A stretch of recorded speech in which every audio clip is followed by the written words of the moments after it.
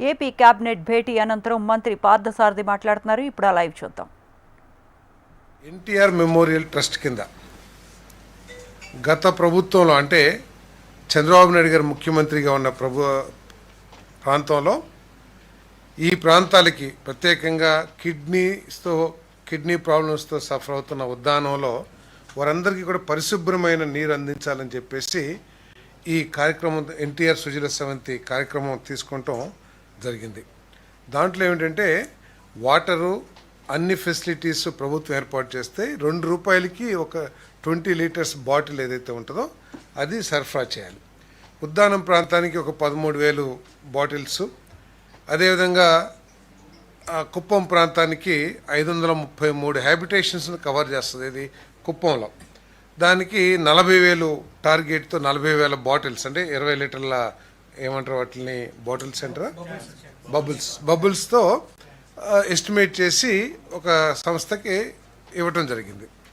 తర్వాత వచ్చిన ప్రభుత్వం దాన్ని పూర్తిగా నిర్వీర్యం చేయటం కానివ్వండి, అంటే తర్వాత వచ్చిన ప్రభుత్వం ఏం చేసిందంటే బాధ్యత కలిగిన ప్రభుత్వం ఏదైనా సరే కొన్ని వారికి నచ్చని కార్యక్రమాలు ఉండొచ్చు అంతకుముందు చేసిన ప్రభుత్వం, కానీ ప్రతి కార్యక్రమాన్ని కూడా ఒకటే దృష్టితో అది చంద్రబాబు నాయుడు గారి ప్రభుత్వం చేసింది, తెలుగుదేశం ప్రభుత్వం చేసింది, దాన్ని ఏదో ఒక విధంగా దాన్ని స్క్రాప్ చేసేయాలి అనే లక్ష్యంతో కానివ్వండి. అదేవిధంగా ఆపరేషనల్ కాస్ట్ కూడా చాలా పెరగటం మూలంగా అంటే ఉద్యానం ప్రాంతంలో ఫిక్స్డ్ కాస్ట్ ఏమో అట్లాగే లేబర్ కాస్టు లేకపోతే వర్కర్స్ కాస్ట్ అట్లాగే ఉంది, లేకపోతే ట్రాన్స్పోర్ట్ ఛార్జెస్ పెరగటం మూలంగా కానివ్వండి, లేకపోతే మన తర్వాత 13,000 అక్కడ ఎస్టిమేట్ చేస్తే కేవలం 4,000 బబుల్స్ మాత్రమే అమ్ముడవటం. అదేవిధంగా కుప్పంలో 40,000 ఎస్టిమేట్ చేస్తే కేవలం 10,000, అంటే ప్రభుత్వం నుంచి ఎటువంటి సహకారం కానీ ఏమీ లేకపోవటం మూలంగా తీవ్రంగా నష్టపోవటం జరిగింది. ఆ నష్టం ఉద్యానం ప్రాంతంలో 575 లక్షలు, అదేవిధంగా కుప్పం ప్రాంతంలో 822 లక్షలు నష్టం జరిగింది. దీన్ని ఎస్టిమేట్ చేయడానికి ఏం చేసామంటే తర్వాత O&M కింద ఎంత ఖర్చు అవుతుందని చెప్పేసి ఓపెన్ టెండర్స్ పిలిస్తే వాళ్ళు దీనికంటే కూడా చాలా ఎక్కువగా దాదాపు దీనికి డబల్ కాస్ట్ కోట్ చేశారు. సో కాబట్టి వాళ్ళు అడిగింది రీజనబుల్గానే ఉంది కాబట్టి వన్ టైం సెటిల్మెంట్ కింద ఈ వైబిలిటీ గ్యాప్ ఫండ్ ఇవ్వడానికి నిర్ణయం తీసుకుంటాం జరిగిందని చెప్పేసి మనం చేస్తాను. కాంట్రాక్టర్స్ చిన్న కాంట్రాక్టర్స్ కంపెనీ పేర్లు తెలియదు. అదేవిధంగా కొత్త సంవత్సరం మన సంవత్సరం పూర్తి చేసుకున్న సందర్భంగా ప్రభుత్వం వచ్చి 1 ఇయర్ అయిన సందర్భంగా 17 మంది యావజ్జీవ ఖైదీలకు క్షమాభిక్ష మంజూరు చేయడం జరిగిందని చెప్పేసి మనం చేస్తాను. భారత సుప్రీంకోర్టు SLP క్రిమినల్ నెంబర్ 525/2021లోని ఆదేశాలకు అనుగుణంగా యావజ్జీవ ఖైదీల ముందస్తు విడుదలకు శాశ్వత మార్గదర్శకాలను జారీ చేసిన నేపథ్యంలో ఫిబ్రవరి 1, 2025 నాటికి అర్హులైన 17 మంది యావజ్జీవ ఖైదీలకు ప్రత్యేక క్షమాభిక్ష మంజూరు చేయడానికి హోంశాఖ చేసిన ప్రతిపాదన రాష్ట్ర మంత్రిమండలి ఆమోదం తెలియజేయడం జరిగిందని చెప్పేసి మనం చేస్తాను. నేను ఈ జీవిత ఖైదీలు ఎక్కువ కాలం శిక్ష పడిన వాళ్ళందరూ కూడా వాళ్ళ జీవితంలో మార్పు తెచ్చుకుని లేకపోతే వాళ్ళు ఖైదీలకి పునరావాసం కల్పించాలని చెప్పేసి సమాజంలో పరివర్తనతో వాళ్ళ జీవితంలో మార్పు రావాలని చెప్పేసి ఈ క్షమాభిక్ష ప్రసాదించడం జరిగిందని చెప్పేసి మనం చేస్తాను. వీళ్ళు కానీ మళ్ళీ ఏదైనా క్రిమినల్ యాక్టివిటీస్లో కానీ చట్ట వ్యతిరేక పనుల్లో కానీ ఉంటే ఈ క్షమాభిక్షను రద్దు చేయడానికి కూడా ప్రభుత్వం నిశ్చయం తీసుకుందని చెప్పేసి మనం చేస్తాను. మరి ప్రభుత్వం ఈ జైల్స్ అన్నిటినీ కూడా రిఫార్మ్ చేయాలని ఈ ఖైదీల క్షమాభిక్షకు సంబంధించి ఖైదీల పరివర్తనకు సంబంధించి వీళ్ళందరూ కూడా ఏంటంటే అక్కడ లోకల్ పోలీస్ స్టేషన్స్కి రెగ్యులర్ టచ్లో ఉండి వీరి ప్రవర్తన మీద ఎప్పటికప్పుడు నిఘా సంస్థల ద్వారా కానివ్వండి లేదా పోలీస్ స్టేషన్ ద్వారా కానివ్వండి రిపోర్ట్స్ తెప్పించుకుని వాళ్ళని పర్యవేక్షించడం కూడా జరుగుతుంది. మరి భవిష్యత్తులో కూడా ఈ జైల్స్ని రిఫార్మ్స్ తీసుకురావాలని చెప్పేసి అన్నీ కూడా ప్రభుత్వం ఆలోచన చేస్తుందని చెప్పేసి నేను మనం చేస్తా ఉన్నాను. అదేవిధంగా 248 APSPFలో 248 కానిస్టేబుల్ను హెడ్ కానిస్టేబుల్స్గా పదోన్నతి ఇవ్వడానికి మరియు కానిస్టేబుల్ సంఖ్యను 248కి తగ్గించడానికి హోంశాఖ చేసిన ప్రతిపాదనకు రాష్ట్ర మంత్రిమండలి ఆమోదం తెలిపింది. అదేవిధంగా వైఎస్ఆర్ జిల్లా పేరును వైఎస్ఆర్ కడప జిల్లాగా మార్చడానికి ఇప్పటికే జారీ చేసిన తుది నోటిఫికేషన్ను ధృవీకరించేందుకు రెవెన్యూ శాఖ చేసిన ప్రతిపాదనను రాష్ట్ర మంత్రిమండలి ఆమోదించడం జరిగిందని తెలియజేస్తున్నాను. రాష్ట్రంలో ఆంధ్రప్రదేశ్ పోలీస్ అకాడమీ స్థాపన కోసం ఇప్పటికే 675 ఎకరాలు ఇవ్వటం జరిగింది. ఇంకా వారికి కావాల్సిన ల్యాండ్స్ని పెన్నవరెడ్డిపల్లి, నూగండిపల్లి, ఆగిరిపల్లి మండలంలో మొత్తం 94.497 సెంట్లు అంటే 94.5 ఎకరాలని మన హోంశాఖకు భూమిని ఉచితంగా బదిలీ చేయడానికి రెవెన్యూ శాఖ చేసిన ప్రతిపాదనకు రాష్ట్ర మంత్రిమండలి ఆమోదం తెలిపింది. ఏలూరు జిల్లాలో నిర్మించి తలపెట్టిన హైదరాబాద్ ఐ ఇన్స్టిట్యూట్కు మాజీ ఐఏఎస్ అధికారిని శ్రీమతి కాసర్నేని దమయంతి వారు దాన ప్రక్రియ అంటే గిఫ్ట్ ఇచ్చారు. ఒక 10 ఎకరాలు 10 ఎకరాల 88 సెంట్లు భూమిని గిఫ్ట్ ఇవ్వడం జరిగింది. దానికి రిజిస్ట్రేషన్ స్టాంప్ డ్యూటీ ఏదైతే ఉంటుందో దాన్ని రిజిస్ట్రేషన్ ఫీజులు మినాయించేందుకు రెవెన్యూ శాఖ చేసిన ప్రతిపాదన ఆమోదించడం జరిగింది. దమయంతి గారు ఐఏఎస్ మీకు తెలిసి ఉంటుంది. ముఖ్యమంత్రి గారు కూడా వారిని ప్రత్యేకంగా అభినందించడం కూడా జరిగిందని చెప్పేసి మనం చేస్తాను. కేకే రాజు గారు పెదవేగి మండలంలో కార్మిక రంగ సంస్కరణలో భాగంగా పారిశ్రామిక సంస్థలపై విధి విధానాల కూర్పు భారాన్ని తగ్గించేందుకై పరిశ్రమల చట్టం 1948లోని 54, 55, 56, 59, 64, 65, 66 సెక్షన్లో కొన్ని నిబంధనలను ఆంధ్రప్రదేశ్ పరిశ్రమల సవరణ బిల్లు 2025 ద్వారా సవరించేందుకు కార్మిక ఫ్యాక్టరీలు, బాయిలర్లు మరియు బీమా వైద్య సేవల శాఖ చేసిన ప్రతిపాదనకు రాష్ట్ర మంత్రి మండలి ఆమోదం తెలిపిందని చెప్పేసి మనం చేస్తా ఉన్నాను. ఏమండి ఇదంతా ఏంటంటే మన ఎంప్లాయ్మెంట్ ఆఫ్ ఉమెన్కి సంబంధించి ముఖ్యంగా ఉంది. దీంట్లో ముఖ్యమైన ఏంటంటే 66(1)(b)లో సెక్షన్ 66(1)(b)లో restriction on women's right night time employment between 7 PM 6 PM ఇంతకుముందు చేస్తానికి లేదు.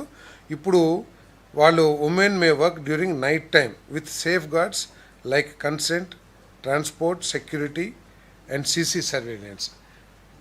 ప్రాపర్ సేఫ్ గార్డ్స్ తీసుకుని వారికి కెమెరా సర్వేలెన్స్ పెట్టి వాళ్ళకి ప్రాపర్ ట్రాన్స్పోర్టు, తర్వాత అదేవిధంగా వారు పనిచేసే చుట్టుపక్కలంతా కూడా కాంతివంతమైన ప్రదేశంగా ఉండే కొన్ని నిబంధనలు ఏర్పాటు చేసి మహిళలు కూడా రాత్రిపూట పనిచేయచ్చు అని చెప్పేసి ఈ అమెండ్మెంటు చెప్తా ఉంది. అదేవిధంగా సెక్షన్ 54లో 9 hours పర్ డే మ్యాక్సిమం చేసేదైతే ఇప్పుడు అది 10 గంటలకి పెంచి పర్ డే 10 hours పెంచడం జరిగింది. సెక్షన్ 55లో ఇంతకుముందు 5 hours-కి 1 hour రెస్ట్ ఉండేది. ఇప్పుడు 6 hours-కి రెస్ట్ పీరియడ్ని మార్చారు. 6 hours-కి ఒకసారి రెస్ట్ వచ్చేట్లు. అదేవిధంగా section 56 maximum spread over 10.5 hours అయితే ఇప్పుడు ఎక్స్టెండెడ్ టు 12 hours అంటే మొత్తం 12 hours దాకా పనిచేసే అవకాశాన్ని కల్పిస్తూ ఉంది. అదేవిధంగా ఓవర్ టైం సెక్షన్ 64 ప్రకారం ఇంతకుముందు 50 కానీ 75 గంటలు కానీ మాత్రమే ఓవర్ టైం చేస్తానికి అవకాశం ఉండేది. బట్ ఇప్పుడు 144 hours 144 hours per quarter over time చేస్తానికి అవకాశం కల్పించే విధంగా ఈ చట్టాలని అమెండ్మెంట్ చేయడం జరిగిందని చెప్పేసి మనం చేస్తాను. ఇదంతా ఏంటంటే ఈజ్ ఆఫ్ డూయింగ్ బిజినెస్లో భాగంగా ఈ నిబంధనలను అమెండ్మెంట్ చేయడం జరిగిందని చెప్పేసి కూడా ఈ సందర్భంగా తెలియజేస్తాను. అదేవిధంగా ఇప్పుడు ఇంతకుముందు ఉమెన్ ఎంప్లాయ్మెంట్ డ్యూరింగ్ నైట్ టైంకి సంబంధించి కొన్ని నిబంధనలు ఉంటే women may work during night time with certain ఇందాక చెప్పాను కదా సీసీ కెమెరా సర్వేలియన్స్, ప్రాపర్ సేఫ్టీ, తర్వాత వారికి మంచి వసతులు అవన్నీ కూడా ఉంటే పని చేయొచ్చు అని చెప్పేసి కూడా ఈరోజు ఈ చట్టం మార్చడం జరిగిందని చెప్పేసి మనం చేస్తాను. ఫ్యాక్టరీస్లో ఏమంటే అంటే ఆదాయం పెరిగింది కదా, ఎక్స్ట్రా వర్క్ చేస్తారు. ఓటీ ఇప్పుడు ఇంతకుముందు 50 గంటలే చేస్తానికి అవకాశం ఉండేది, ఇప్పుడు 144 గంటలు చేస్తానికి అవకాశం ఉంది. దానివల్ల ఆదాయం కూడా పెరుగుతుంది. అదేవిధంగా ఇది నిబంధనల మూలంగా ఏంటంటే ఉమెన్ వ్యవస్థీకృత రంగంలో కూడా, అంటే ఫార్మల్ సెక్టర్స్, ఇంతకుముందు చిన్న చిన్న కుటీర పరిశ్రమలు అయితే చిన్న పరిశ్రమలు పనిచేసేవాళ్ళు, ఇప్పుడు ఎస్టాబ్లిష్డ్ ఫ్యాక్టరీస్ కానివ్వండి లేకపోతే కార్పొరేట్ సెక్టర్స్లో కూడా పనిచేయడానికి వాళ్ళకి అవకాశం లభిస్తుందని చెప్పేసి మనం చేస్తాం.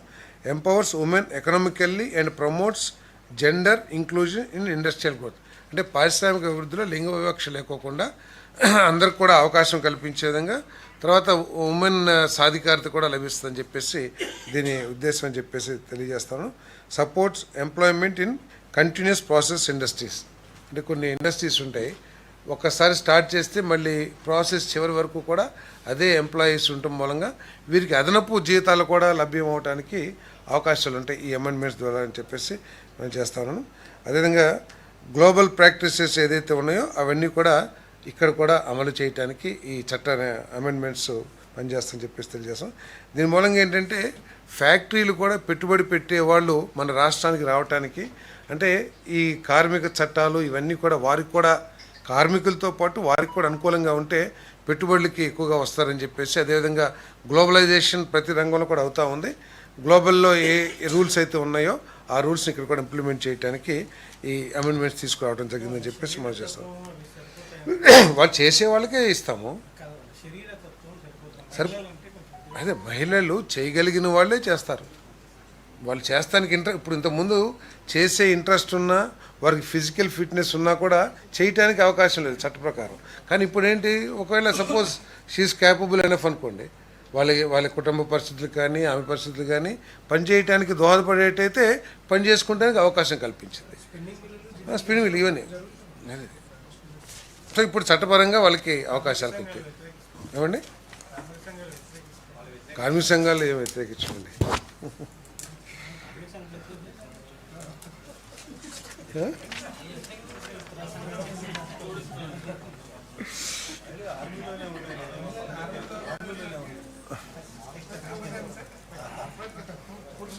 అంటే ఇప్పుడు ఇక్కడ కూర్చుంటే ఇద్దరే కనబడుతున్నారు.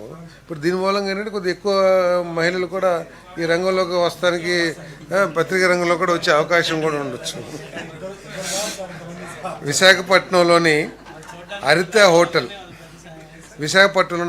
హోటల్ యాత్రి నివాస్ ఆధునీకరణ చేపట్టిన పనులకు ఇప్పటికీ సవరించి అమలుపరిచిన పరిపాలన అనుమతులు ధృవీకరించేందుకు యూత్ డెవలప్మెంట్, టూరిజం మరియు సాంస్కృతిక శాఖ చేసిన ప్రతిపాదనకు రాష్ట్ర మంత్రిమండలి ఆమోదం తెలిపింది. మన విశాఖపట్నంలో యాత్రి నివాస్ ఉంది. గత ప్రభుత్వంలో దాన్ని రెనోవేట్ చేయాలని చెప్పేసి, లేకపోతే కొంచెం రూమ్స్ని రీఫర్బిష్ చేయాలని చెప్పేసి 4.5 కోట్లతో బడ్జెట్ ఆమోదించి ఆ కార్యక్రమాలు ప్రారంభించిన తర్వాత దాన్ని 13.5 కోట్లకి పెంచేశారు. అవసరం ఉంటే పెంచితే తప్పులేదు, కానీ దానికి ఎటువంటి అనుమతులు, బోర్డు అనుమతి కానివ్వండి లేదా ప్రభుత్వ అనుమతి కానివ్వండి ఏది లేకోకుండా నోటి మాటనే ఉత్తర్వులకు తీసుకుని 13.5 కోట్లు ఖర్చు పెట్టి దాన్ని రెనోవేషన్ చేసేసారు.